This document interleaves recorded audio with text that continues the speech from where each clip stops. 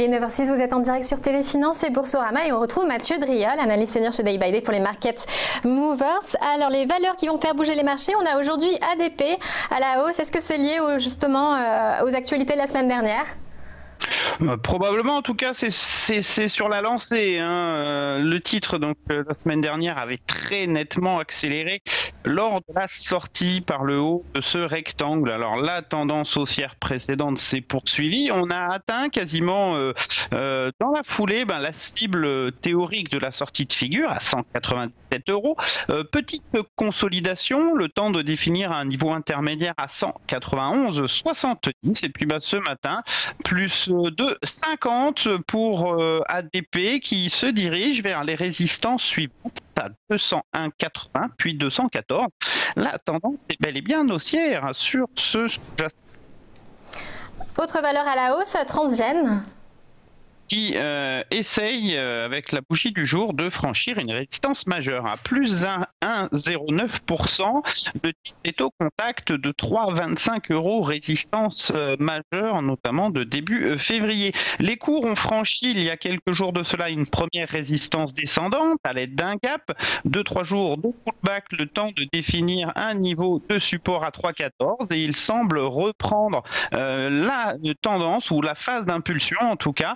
Ça améliorerait considérablement cette clôture au-delà de 3,25, la dynamique en direction de 13,46 et 3,46 et 3,79.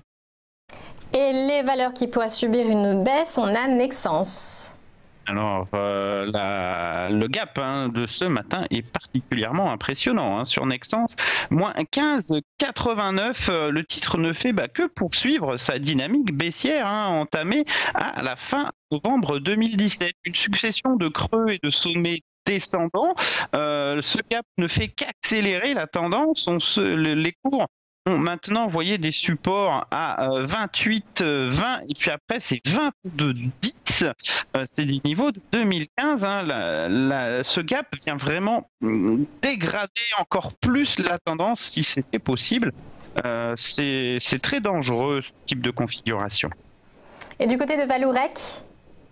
Alors Valourec, elle, peine un petit peu. On avait laissé le titre sur un fort mouvement haussier en mai, une jambe de correction et puis une jambe de reprise plus tard. Les cours reviennent à moins 1,65 au contact du niveau important à 5,20. Pourquoi est-ce important ? Parce que c'était une précédente résistance et surtout ça a été un niveau d'accélération très net et puis un support lors de la phase de correction de pullback de la fin. Mais une rupture en clôture de ce niveau commencerait à dégrader un peu la dynamique de Valourec qui, tant qu'on n'aura pas débordé 6,06 en clôture à moyen terme, restera dans une configuration, dans un contexte plutôt très latéral, mais particulièrement volatile sur ce titre.